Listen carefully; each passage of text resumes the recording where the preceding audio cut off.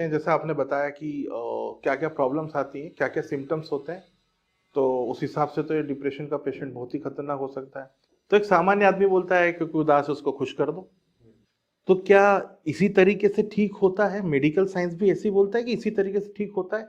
जैसे आप आपकी बात बिल्कुल सही है कि जैसे हम देखते हैं उदासी कि ठीक है, हमने हमारा एक जो सोशल बिहेवियर है, एज अ ह्यूमन वी हम कहते हैं कि हम एक सोशल एनिमल हैं।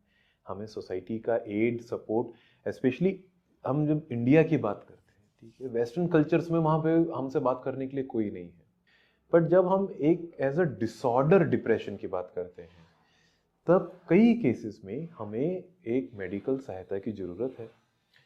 स्टार्टिंग जैसे ट्रीटमेंट कहते हैं कि साइकोथेरेपी, या जो क्लिनिकल साइकोलॉजिस्ट या काउंसलिंग साइकोलॉजिस्ट हमें एक कॉग्निटिव बिहेवियर थेरेपी के माध्यम से हमें बताते हैं, तो उसमें वही है कि आप क्या कर सकते हो, मुझे रास्ता नहीं दिख रहा है, वो मुझे गाइड करते हैं। तो ये एक सिस्टमेटिक गाइड होता है। जैसे एक होता है कि हमारी सोसाइटी हमें बोल रही है, हमें खुश करने की कोशिश करिए, पर कई बार हमारे जो ब्रेन में ऐसे जो सिग्नल्स हैं वो नहीं ठीक हो पा रहे।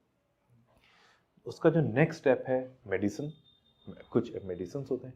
पर एक बहुत महत्वपूर्ण पहलू है इस चीज़ों में, जो हमारे न्यूरोसाइकेट्रिक डिसऑर्डर्स में, कि 56 से 60% लोग उस मेडिसिन का उनको कुछ फ़ायदा नहीं हो पाता, जिसे हम कहते हैं ट्रीटमेंट रेजिस्टेंट डिप्रेशन या फिर ट्रीटमेंट रेजिस्टेंट कंडीशंस।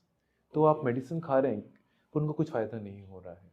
तो उन कंडीशंस में जो नई टेक्नोलॉजीज़ हैं जैसे कि टीएमएस, तो ये उन पेशेंट्स को भी हेल्प करता है जिन पे दवाइयों का भी असर नहीं होता है।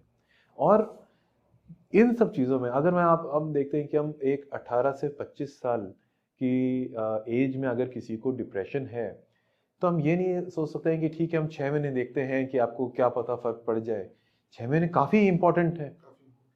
तो एक सब चीज़ों पे दूसरा, अगर हम बात करते हैं सोशल लाइफ की, तो ऐसा नहीं है कि सिर्फ आप दवाई खाइए और उससे हो जाएगा। एक हमारा एक खुद का पर्सनल फोकस या विल होनी चाहिए, एक कंटिन्यूअस प्रोसेस होना चाहिए जिसमें एक फैमिली बहुत बड़ा योगदान देती है।